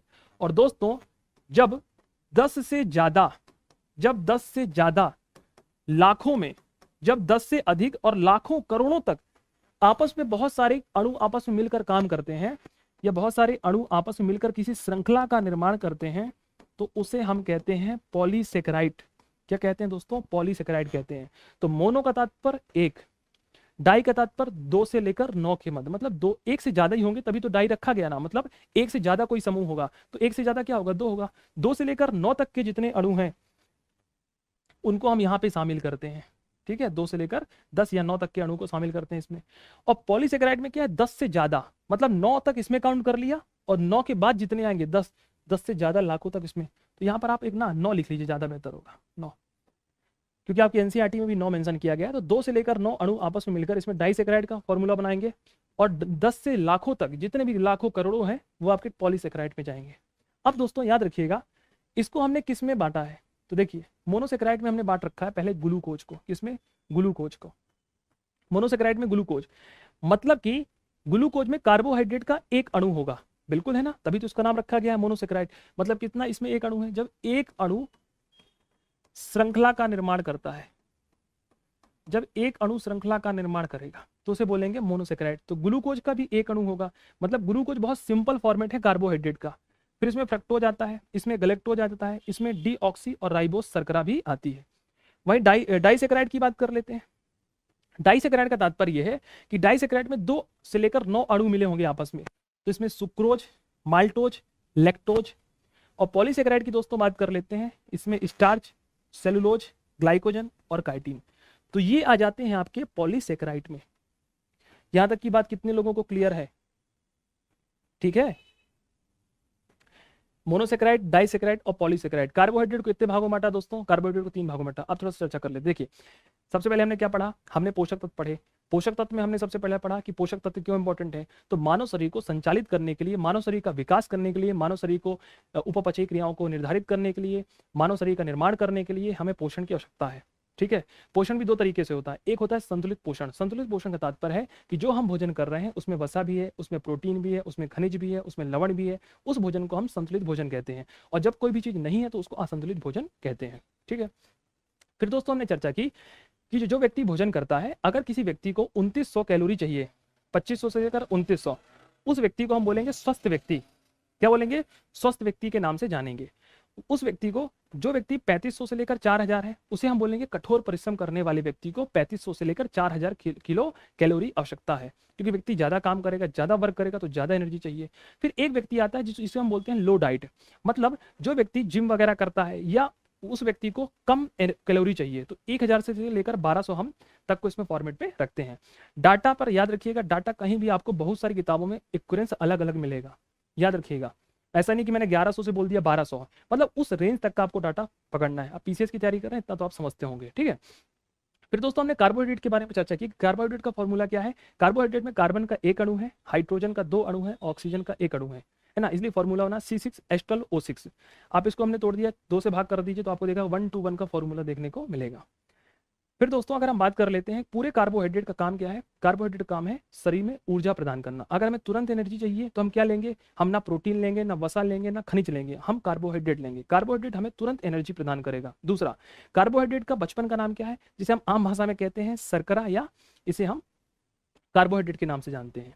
इसके हमने 3 फॉर्मेशन बताए। मोनोसेकेराइड का तात्पर्य है कि जहां पर केवल एक अणु मिल रहा हो, डाइसेकेराइड का तात्पर्य है जहां पर 2 से लेकर 9 अणु मिल रहे हो, और पॉलीसेकेराइड का तात्पर्य है जहां पर आपके 9 से लेकर या 10 से लेकर लाखों करोड़ों की संख्या में बहुत सारे अणु आपस में मिलकर बॉन्ड बना रहे हो। तो इसको 3 भागों में बांटा, मोनोसेकेराइड, डाइसेकेराइड, पॉलीसेकेराइड। वही दोस्तों अगर हम बात कर लेते हैं, पहला जो हमने बांटा जिसे हम बोलते हैं मोनोसेकेराइड। मोनोसेकेराइड का तात्पर्य है कि इसमें हमने क्या रखा? पहला रखा ग्लूकोज को, फिर क्या रखा? फ्रक्टोज को, फिर किसको रखा? गैलेक्टोज को, फिर किसको रखा? डीऑक्सी और राइबोस को रखा। अब आपके दिमाग में प्रश्न होगा सर डीऑक्सी राइबोस, अरे तुम दोस्तों डीएनए पढ़े होगे, डीएनए में शर्करा पाई जाती है। डीएनए का वैज्ञानिक पूरा नाम होता है डीऑक्सी राइबो न्यूक्लिक एसिड, है ना। तो ये डीएनए और आरएनए में जो शर्करा होती है ना, उसको बोलते हैं डीऑक्सी राइबोस। उसको चलकर पढ़ाएंगे आगे चलकर, इसलिए इसमें लिख दिए हैं। एनसीईआरटी वगैरह में नहीं लिखा रहता है, बहुत सारी किताबों में नहीं मिलेगा, इसलिए आपको बता दिए हैं कि कल हो सकता है क्वेश्चन यहाँ से आ जाए और आप ये पूरा पढ़ के जाओ, यही छोड़ दो, यहीं से क्वेश्चन ढाई दे दे, पता होना चाहिए। डाइसेकेराइड का दोस्तों तात्पर्य क्या है कि डाइसेकेराइड में अपन किसको रखते हैं? इन तीनों चीजों को। मतलब कि अगर दोस्तों एक बताओ कि अगर मैं इसको तोड़ूं, अगर मैं सुक्रोज को तोड़ूं, माल्टोज को तोड़ूं, लैक्टोज को तोड़ूं, तो ये 2 से लेकर 9 बांड है ना, जब ये टूटेंगे ना, देखो ये एक हाथ है मेरा, एक हाथ है, अभी एक हाथ है, ये मोनोसेकेराइड हो गया। पर जैसे एक हाथ और एक हाथ मिल जाएंगे, 2 हो गए, अभी बन गए डाइसेकेराइड। अब मैं इसको अगर तोड़ दूं ऐसे, तो ये दोनों अलग अलग हो जाएंगे ना। मतलब अभी जब जुड़े थे तो डाई थे, पर जैसे टूटे तो ये मोनो हो गया, ये भी मोनो हो गया। समझे? मतलब एक क्या है? मोनो है, ये एक मोनो है। मतलब मोनोसेकेराइड भी एक अणु मिला होगा, पर जैसे इसको मिला दो डाइसेकेराइड। अब बताओ कि जब हम सुक्रोज को तोड़ेंगे, माल्टोज को तोड़ेंगे, लैक्टोज को तोड़ेंगे, तो टूटने के बाद क्या बन जाएगा? मोनोसेकेराइड बनेगा कि नहीं बनेगा? बनेगा ना। ये क्लियर है कि नहीं है? जब मैं इसको तोड़ूंगा तो ये बनेगा। उसी प्रकार अगर मैं इसको तोड़ा, स्टार्च को, सेलुलोज को, ग्लाइकोजन को और काइटिन को, तो ये भी क्या बनेगा? ये भी बनेगा। बनेगा कि नहीं बनेगा? अगर मैं इसको तोड़ूं तो ये भी बनने वाला है, और अगर मैं इसको तोड़ूं तो ये भी बनने वाला है। क्लियर है कि नहीं है? इसीलिए दोस्तों क्या करता है, जैसे आप हॉस्पिटल में जाते हो ना, तबीयत खराब है, डॉक्टर बोलता है तुरंत ग्लूकोज लगाओ। काहे लगाओ? क्योंकि डॉक्टर को पता है कि शरीर काम नहीं कर रहा है और तुरंत एनर्जी चाहिए, क्योंकि कार्बोहाइड्रेट तुरंत एनर्जी देता है। और तुरंत एनर्जी में वो क्यों नहीं बोलता कि भैया स्टार्च की बॉटल चढ़ाओ, वो बोलता है ना ग्लूकोज की बॉटल चढ़ाओ, क्योंकि ग्लूकोज तो पहले से ही टूटा हुआ है, ग्लूकोज को तोड़ने की आवश्यकता है ही नहीं, और शरीर तुरंत पचा जाएगा ग्लूकोज को। तुरंत 4-5 बॉटल लग जाएंगी सुबह से लेकर शाम तक। आज समझ में आया कि ग्लूकोज की बॉटल क्यों चढ़ती हैं? ग्लूकोज की बॉटल इसीलिए चढ़ती हैं, ग्लूकोज पहले से टूटा हुआ है। वो कहीं नहीं बोलता कि एक काम करो माल्टोज की बॉटल चढ़ाओ, माल्टोज लगाओ, वो बोलता है ग्लूकोज लगाओ। भैया ग्लूकोज पहले से ही टूटा हुआ है, वो मोनोसेकेराइड के पहले ही फॉर्मेट में टूटा हुआ है, इसीलिए हॉस्पिटल में ग्लूकोज की बॉटल चढ़ा दी जाती है मरीज को। क्लियर है ना? अरे क्लियर होगा नहीं तो कहीं भाई पूरा क्लियर करके जाएंगे, आपको फिर रटवा देंगे आप लोगों को। ये समझ में आए जल्दी से? Glucose, fructose, galactose, deoxy ribose, sucrose, maltose, lactose, starch, cellulose, glycogen, chitin. ये फॉर्मेशन क्लियर है सभी को? कोई टेंशन नहीं होनी चाहिए। मजा आ रहा है ना? हाँ ऐसे ही मजा आने जाए, मजा आ जाएगा आपको। चलिए अब दोस्तों देखिए, अब मैं आपको एक चीज बता देता हूं। क्या है हमारा उद्देश्य है कि आपको एकदम बिल्कुल क्लियर डाटा पहुंचाना, मतलब आपके डाटा में कोई भी गलती ना हो, 1% की। इसीलिए ये मैंने एक किताब का आपको प्रश्न रखा है। ये क्या है? ये सर एनसीईआरटी की किताब है। किसकी किताब है? एनसीईआरटी की किताब है। कौन सी क्लास? 9th class. क्यों रखा है समझो दोस्तों। क्या है, बहुत सारे लोगों ने किताबें तो छाप दी हैं। क्या कर दी हैं? किताबें तो छाप दी हैं, ठीक है।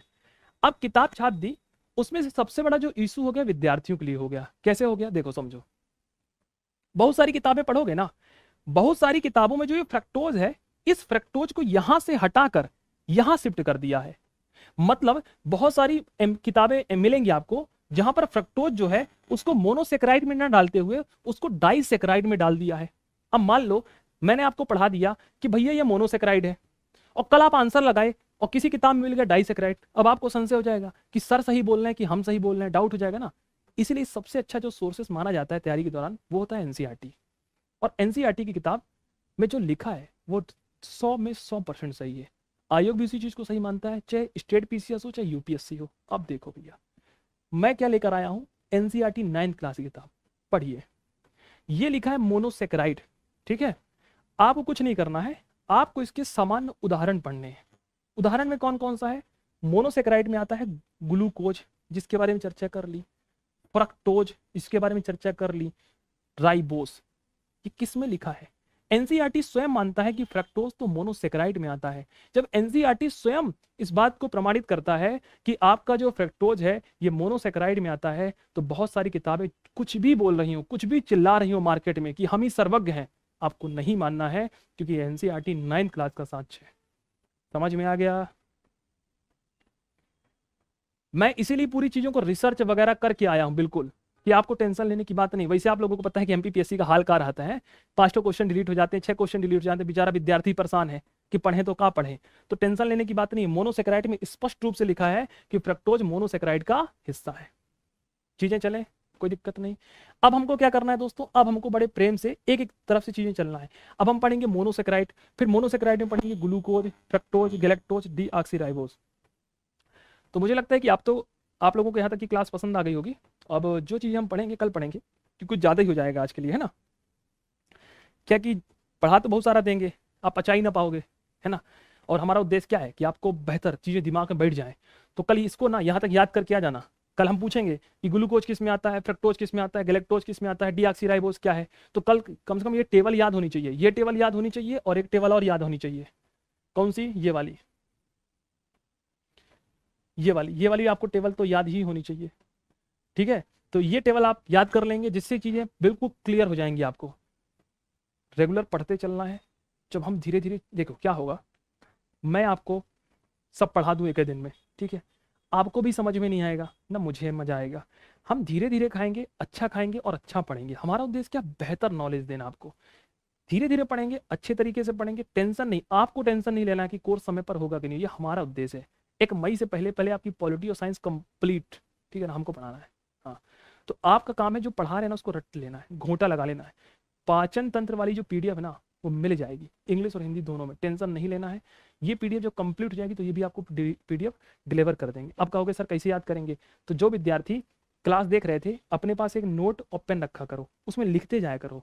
क्योंकि मैं पहले भी बता चुका हूँ कि इससे कि आपके प्रॉपर शॉर्ट नोट्स बनेंगे। कम से कम लिखने की हैबिट तो पड़ेगी, मेंस में लिखना है जाकर, है। कम से कम आज तो लिखोगे कि राइटिंग पहचान लोगे। 4 महीने बाद लिखो, राइटिंग बिगड़ गई पूरी।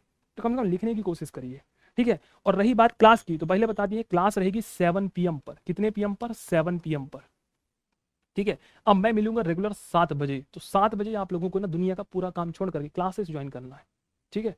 और कल हमारा लगभग कार्बोहाइड्रेट कंप्लीट हो जाएगा, और कल ही हम प्रोटीन भी कर लेंगे। तो कल हमारे कार्बोहाइड्रेट और प्रोटीन दोनों की क्लासेस रहेगी, ठीक है। तो कल समय पर रहिएगा। आज बहुत सारे लोगों को नहीं पता इसलिए बंद कर रहे हैं। कल कार्बोहाइड्रेट और प्रोटीन दोनों ही आपको कंप्लीट करा दी जाएंगे, ठीक। चलिए, ठीक है दोस्तों। हाँ, नोट्स बना लेंगे, बहुत अच्छा। श्रद्धा जी कह रही मजा आ रहा है, बिल्कुल मजा आएगा दोस्तों, बिल्कुल मजा आएगा। चलिए, अब विदा लेते हैं। पढ़ते रहिए, मुस्कुराते रहिए, माता पिता का ख्याल रखिए, और गुरुजनों का आशीर्वाद देते रहिए, और एक अच्छे इंसान के रूप में अपने जीवन को जीजिए। धन्यवाद।